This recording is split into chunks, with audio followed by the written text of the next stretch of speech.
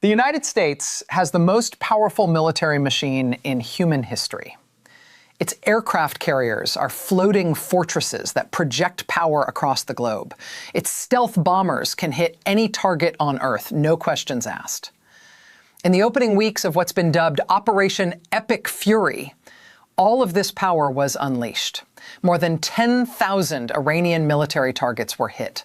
A staggering 92% of Iran's large naval vessels were sent to the bottom of the sea. Missile and drone attacks from Iran dropped by over 90%. By any conventional measure, it looks like a decisive American victory. But what if that very focus on conventional warfare, on destroying tanks, ships, and buildings, is creating a massive blind spot? For decades, Iran has been perfecting a military doctrine designed not to win a war with a superpower, but to make it unwinnable for them. It's a strategy built on survival, attrition, and pure strategic exhaustion. And while the US has been busy shattering Iran's military hardware, it may have been ignoring the one advantage that can't be bombed: the doctrine itself. So what is this asymmetric advantage? And is America underestimating its power to turn a tactical win into a strategic nightmare? Let's be clear. On paper, a war between the US and Iran is a ridiculous mismatch. The US fields 11 nuclear-powered aircraft carriers. Iran has 0.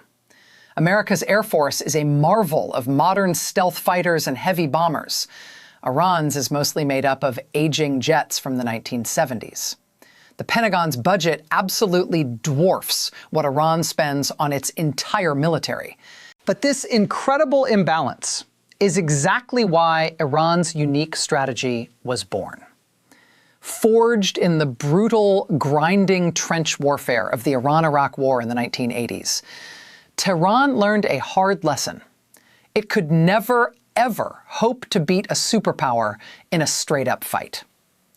So instead of trying to match tank for tank or jet for jet, it developed a totally different approach, one rooted in asymmetry.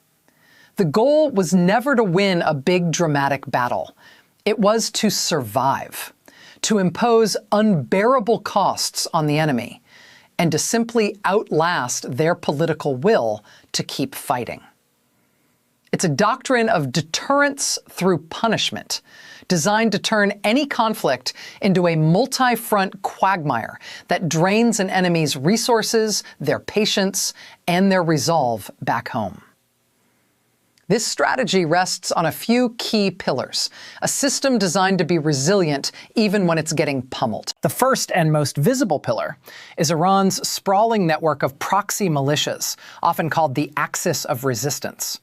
For decades, Iran's IRGC Quds Force has been arming, training, and funding groups all across the Middle East. Militias like Hezbollah in Lebanon, the Houthis in Yemen, and various factions in Iraq and Syria became Iran's force multipliers. They gave Tehran the ability to project power, harass its enemies, and create a strategic buffer, a ring of fire that any adversary would have to punch through before ever reaching Iran itself. Before this latest conflict, this network was a powerful tool for a slow, grinding war of attrition, tying down US forces and hitting regional infrastructure, like the devastating 2019 strike on Saudi oil facilities. The strategy was obvious: bog your enemy down on multiple fronts and drive up the economic and human price of the war. Now, this network has been hit hard. The current conflict, on top of earlier campaigns, has weakened major players like Hezbollah and the Houthis. And yet, the structure, designed to lose a few pieces and keep on ticking, persists. Even in a degraded state, these groups are still an asymmetric threat, able to launch sporadic rocket and drone attacks that force the US to spend a fortune on defense far from the main fight. It shows the network's real purpose: resilience, and the constant bleeding imposition of costs. The second pillar is Iran's signature arsenal, a massive stockpile of ballistic missiles and cheap, effective drones. Since it couldn't afford a modern air force, Iran invested everything into what is essentially strategic artillery. The strategy wasn't about having the best technology, it was about saturation. The idea is to overwhelm the expensive high-tech air defense systems of the US and its allies with pure numbers. A single American interceptor missile can cost millions of dollars. A simple Iranian Shahed drone costs just a tiny fraction of that. By launching swarms of drones and missiles, Iran aims to empty its enemy's defensive stockpiles, creating what military analysts call interceptor anxiety. Even if you stop 99% of what's coming at you, the 1% that gets through can cause catastrophic damage. That was a gamble Iran was always willing to take.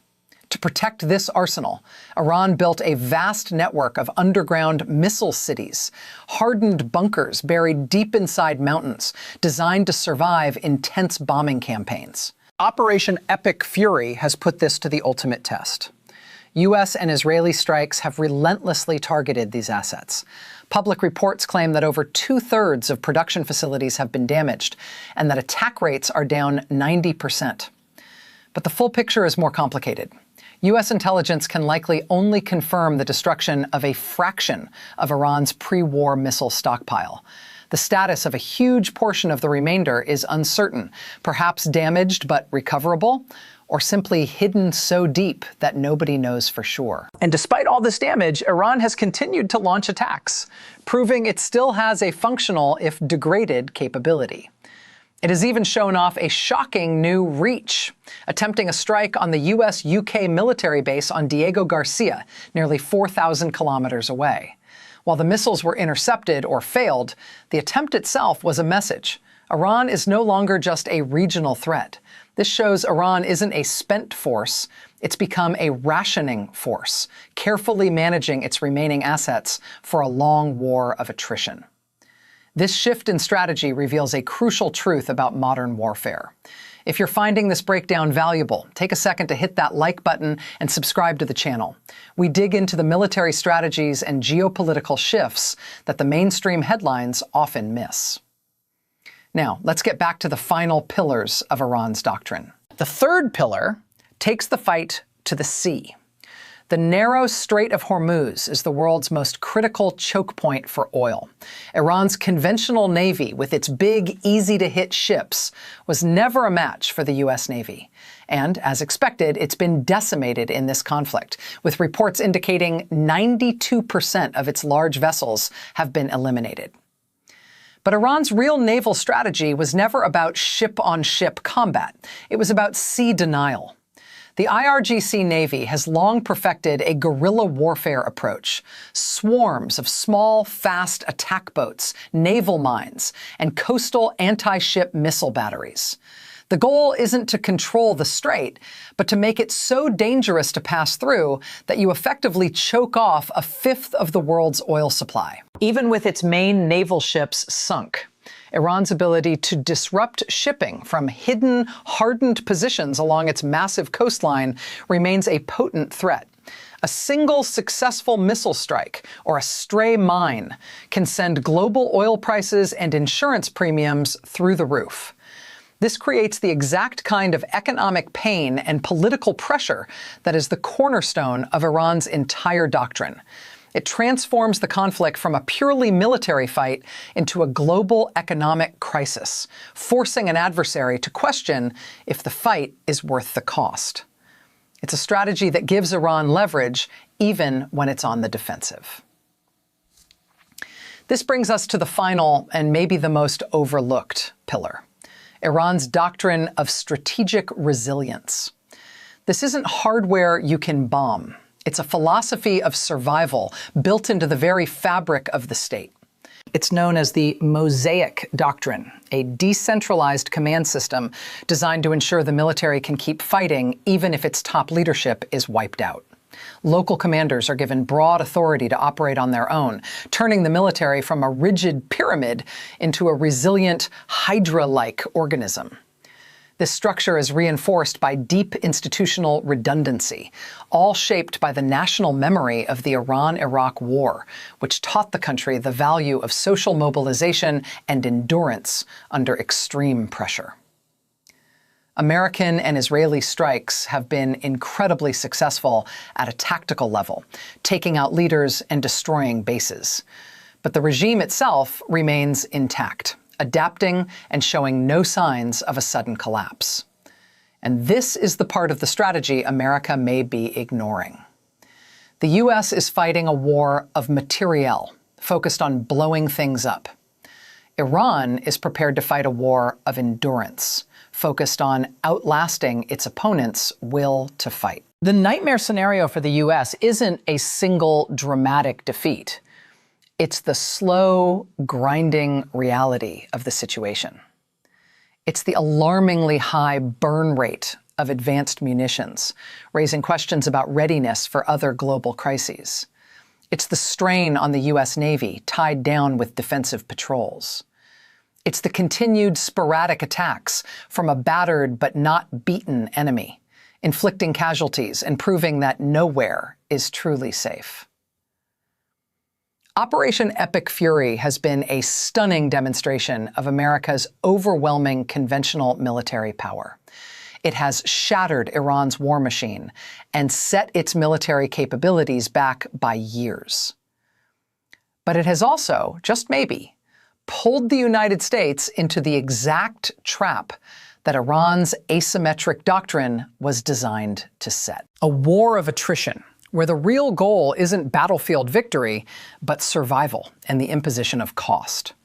A conflict where tactical success doesn't automatically lead to strategic victory. The U.S. has proven it can win the battle, but Iran's entire strategy was always betting that America wouldn't have the political stamina to endure the long, bloody, and expensive aftermath.